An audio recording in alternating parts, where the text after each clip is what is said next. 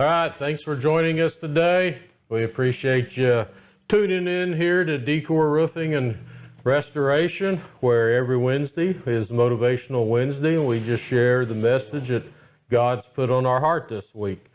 Today's message is entitled Overcomer. Overcomer is defined as a person who overcomes something.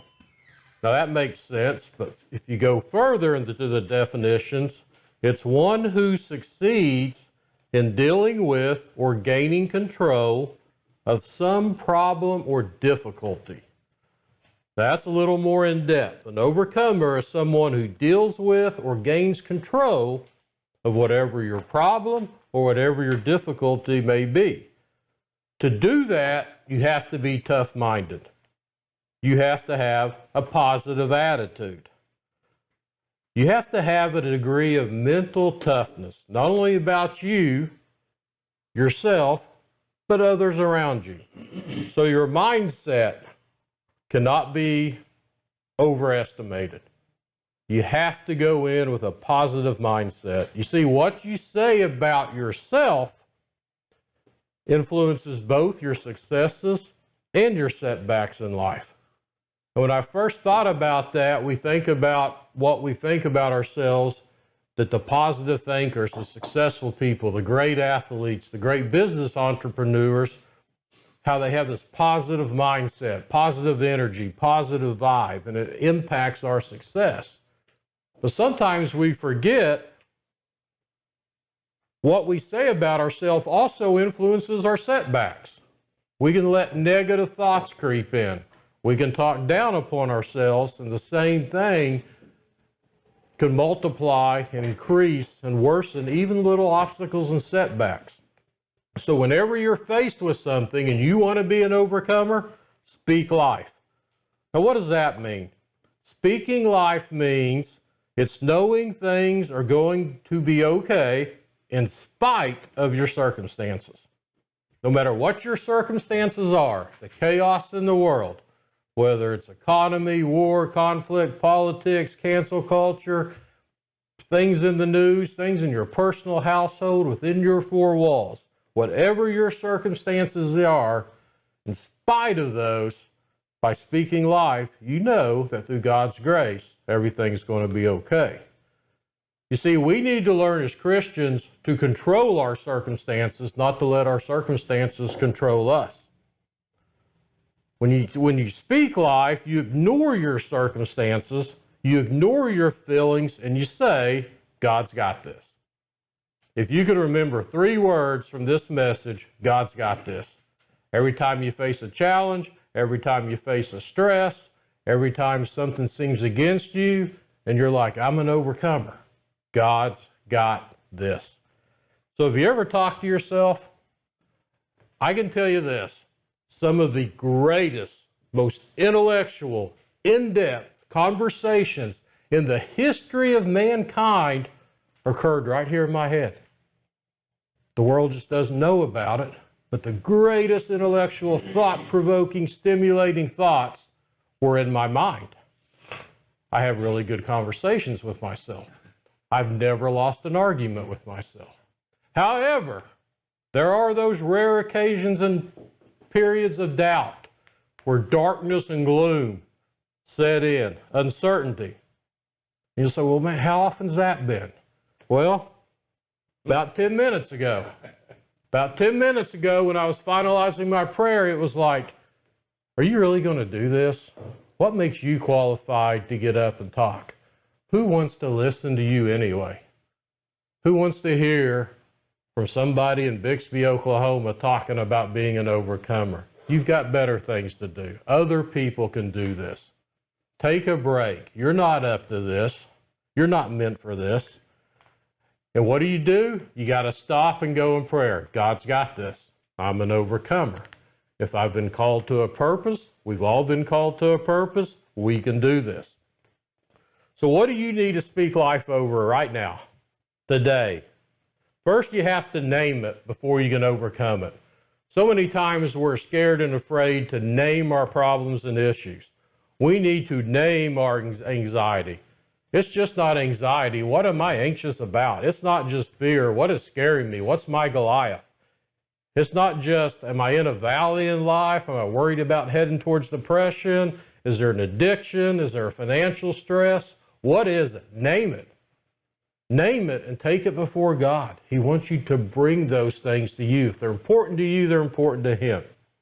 Proverbs chapter 18, verse 21 says, the tongue has the power of life and death, and those who love it will eat its fruit. The tongue. Do you know the most powerful muscle in the human body is your tongue? It's more powerful than any other muscle in your body. If you don't believe me, play a Trivial Pursuit game, because I won one by getting that question right one time. The tongue is the most powerful muscle in your entire body. And it has the power of life and death. So you have to be very careful with it. As Christians, we are overcomers. Through Jesus Christ alone, we overcame sin and death through God's grace.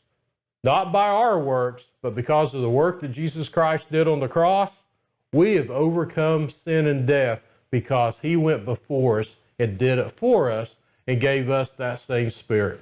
He left the grave behind, so do we. But you can't earn it. It's an invitation.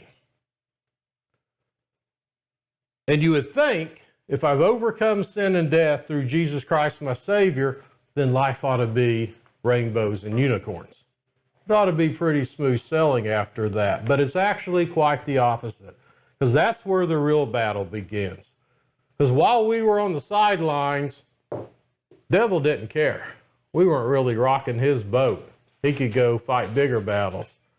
But the moment you step into faith and accept Jesus Christ as your Lord and Savior, you now have a purpose and a higher calling. And He has to wake up and pay attention, because now you're a threat. Because Jesus is coming again, time's limited, and it's a battle to rescue lost souls. So we have to get to work. But let's be honest. There are times when doubt and uncertainty creep in. And the question becomes not what you think about yourself. You have to redirect to God's got this and say, who does God say you are? Lauren Daigle is probably the most popular Christian artist right now. And she released a song called You Say back in late 2018. And in 2019 and 2020, it was the #1 song in all Christian charts. You Say is a song that's a discussion about what she's thinking in her mind and the thoughts, and she compares and contrasts them to what God says. You say is you is God. What does God say about me? This song reached number 29 on the Billboard Hot 100 when it was released. If you don't think that's impressive, Christian artists and songs never cross over to secular music. You know, the only other one I can really think of was I Can Only Imagine by Mercy Me. This song went all the way to 29 on the secular charts. It was #1, of course, on the Hot Christian charts, and it spent 132 weeks at #1 on the Hot Christian songs, breaking the record for the most weeks ever spent by a song at #1. It also went to the adult top 40, adult contemporary, mainstream top 40 charts. It was the biggest Christian song of 2019 and 2020 during the pandemic. It's certified 4-time platinum. That's 4 million downloads. It won the 2019 Grammy Awards for several, literally every award. Artist, best song, best performance. But the lyrics are what's important.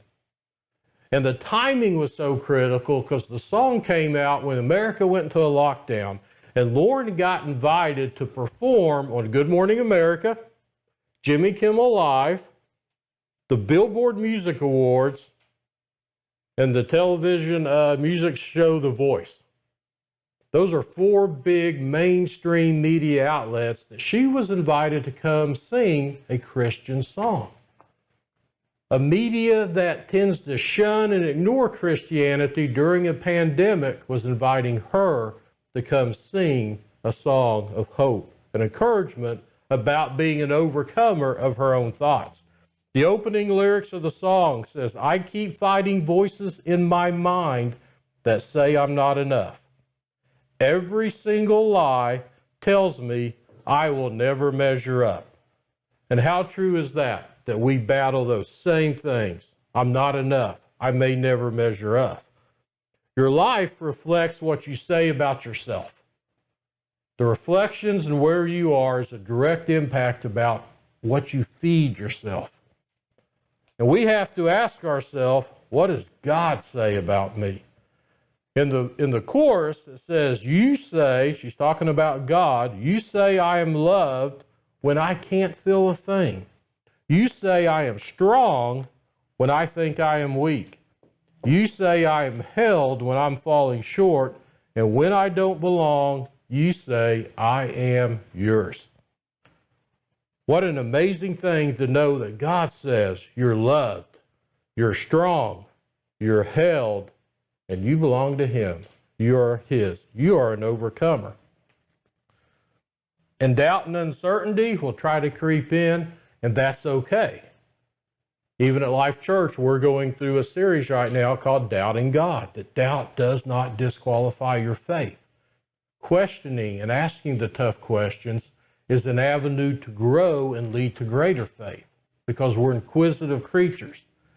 And sometimes we have doubt, but that doesn't mean we take a step back. It means we push through to a stronger relationship. In Mark chapter 9, there was a man who had a son that said he had an impure spirit. And this young boy had extreme convulsions and seizures and epileptic events where he foamed at the mouth. And anytime he walked by fire, it would throw him into the fire, and they'd have to pull him out, and he would thrash on the ground and try to hurt himself. And this boy had been this way since birth. And the fathers knew that Jesus and the disciples were coming through town and were nearby. And the father takes them to the group. Well, the disciples have this boy over here, and they're trying to cast out this impure spirit, and they're trying to heal this boy as he's going through this massive convulsion. And Jesus walks up to them, this father and this boy on the ground, and his disciples standing around him, basically kind of says, what's all the commotion here? Just kind of walks up, calmly, like, what's going on here, guys? And the father says, my son has these convulsions and is ill, and I brought him here to be healed, and the disciples are working on him. And the man looks at Jesus and says, can you help us? Can you help? And I love the response in verses 23 and 24. If you can, said Jesus. I can just imagine Jesus, the guy says, hey, Jesus, can you help here? And I can just see Jesus going, if I can? It's like asking Larry Bird if he can make a game-winning free throw. What? Are you serious? I got this. I mean, you can see Jesus just looked at the guy. But he said, everything is possible for one who believes. Immediately, the boy's father exclaimed, I do believe. Help me overcome my belief. And what an incredible statement of honesty. I've been there, and you've probably been there. I do believe. Help me overcome my unbelief. I've always felt guilty that if I go to God in prayer and I say, God, I really need help with this problem, or I'm praying for somebody or for a blessing or a miracle, and I believe in all my heart it's going to happen. And then you're always like, search my heart. If there's a shred of doubt, a little bit of seed that says, man, maybe this is just too much. Help me overcome my own unbelief. And I always thought, how guilty did I used to feel when I went to God to ask for something and then ask Him to give me the strength to believe in it. It was kind of like, this twisting of the mind.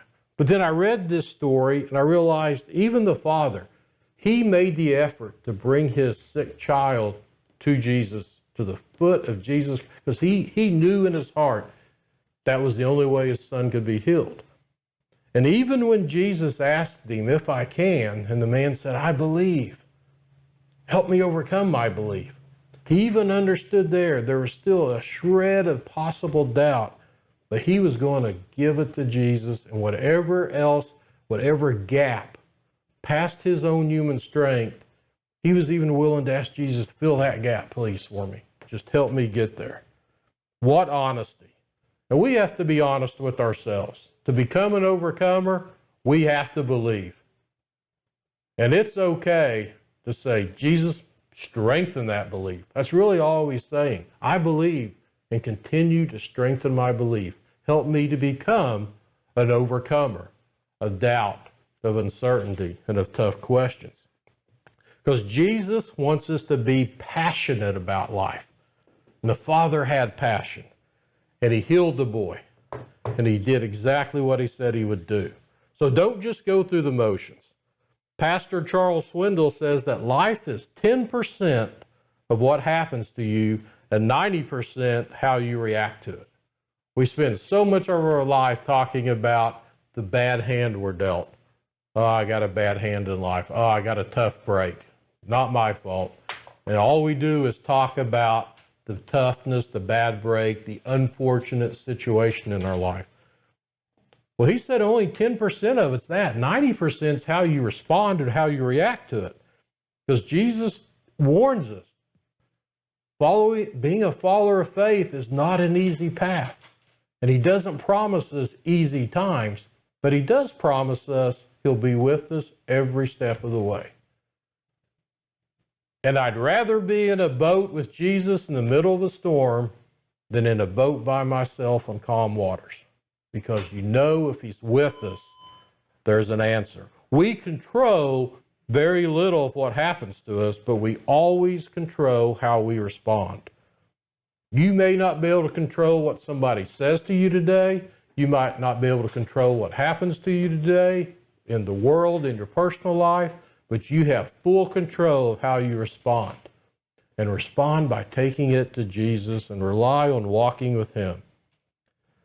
There's a movie that came out the same time the song You Say did, and that song's actually in the movie. The movie's called Overcomer, and it was a 2019 American Christian film. And go check it out. You can probably get it on Netflix or whatever, but Overcomer is produced by the Christian group that produces Redeeming Love, The Underdog, I Can Only Imagine. It's a long series of great films, very motivational. In the movie, The Overcomer, there's a basketball coach in a town. And this is the year he's going to win the state championship. However, all the players and all the talent and all the kids come from this huge manufacturing plant that's now left town and moving to another city. And all the parents that work there and all the star players are moving. And this basketball coach has seen his talented roster move out of town to a different school district. In fact, the school's having cutbacks and they're cutting back on teachers and coaches. And the principal asked this basketball coach, I need you to also coach cross country. He's never coached cross country in his life. Cross country is a grueling sport. You run distances, you jump logs, you run through creeks, up hills, all through the woods, through fields. And it's a very punishing sport, and he has no knowledge of this, but he agrees. He has no other alternative. He needs to keep his job. So on the first day of practice, one person shows up on the team, a young girl with asthma, and she shows up to run cross country. Well, he finds out she's actually fairly gifted, talented runner, but she has no formal training. So she runs hard and she becomes asthmatic very fast. Well, she trains and she lives with her grandmother. She's been told her parents have been dead and she really has no guidance in life and she steals things and she's just really kind of living in a difficult situation. Well, through the movie, the coach, as he works with his church, goes to hospitals. He meets this blind man who's diabetic, who's dying from diabetes. And he finds out and he realizes through listening, this guy was a former state champion cross-country runner for the school. But when he got his college scholarship and he got away, he fell into drugs. He had a child. Because of the drug situation, he got involved with the mom. The mom passed away. He came back to town and he was going to die there. Well, eventually they put it together. This man is the young girl's father. And through a series of events, he brings the girl to see the father she didn't even think was had as he is on his deathbed. So the girl goes to run for a state championship, and the coach gives her an earbud and a little player and says, when the race starts, you click this and listen. She had become a Christian during the movie, had turned all the stolen goods back, and really started training, getting her asthma under control. She's now reconciled with her earthly father. And as she's running, when the race starts, she clicks it, and it's her father's voice. The coach and the guy, he had ran this same course.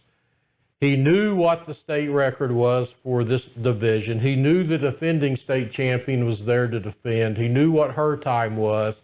He knew how she had to run that race. So as she clicks it at the start, he says, Hannah, I'm going to run this race with you. So listen to me. Start off, stay 10 or 12 spots back till the first marker. At the first mile marker, move up to about the 8th position. You should be at about so many minutes and so many seconds. And she's listening to her father coach her through this race. And they get to a hill, and he says, okay, here's a hill. Some people are going to step back and conserve, particularly the weaker runners. What I want you to do is you're strong. When you hit that hill, you push. And you pass 4 or 5 of them, they are going to try to keep up with you, and they will burn out their kick. And they won't be strong at the end. So she pushes up the hill and gains several spots. Then they get to a wooded area, and he says, this area is difficult, a lot of weaving. He goes, move up to the 2nd or 3rd spot and start drifting off the leader. You should be able to see the leader now. You should be at about this many minutes and seconds. And she's looking at her watch, and she's doing this race. And she gets to the home stretch. She goes, okay, you need to move into about 2nd spot and drift behind the leader. And then at the end, he's like, all right, baby girl, kick it. You got it. You're the strongest girl I know. You've got my genetic. You've got my blessing. Now it's a sprint. This girl, this leader does not even expect you to be there. And she's going to panic when you get up there side by side with her, and then you just kick and win it all on guts. And she wins the state championship and gets a college scholarship. And her father passes away.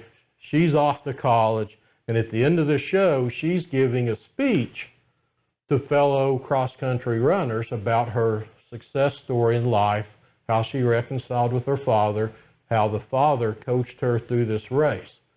And at the very end, she clicks on this one last message that was saved for this one date. And she's in the city, she's getting ready to go on a training run. She clicks it, and he says, happy 21st birthday. It's really a powerful story. But the message is, she listened to her father to run the race. And just in our life, we may not know how to run the race and to navigate the hills and the curves, but if we listen to the Father, He'll guide us through the race. 1 John 5:5 says, who is it that overcomes the world? Only the one who believes that Jesus is the Son of God.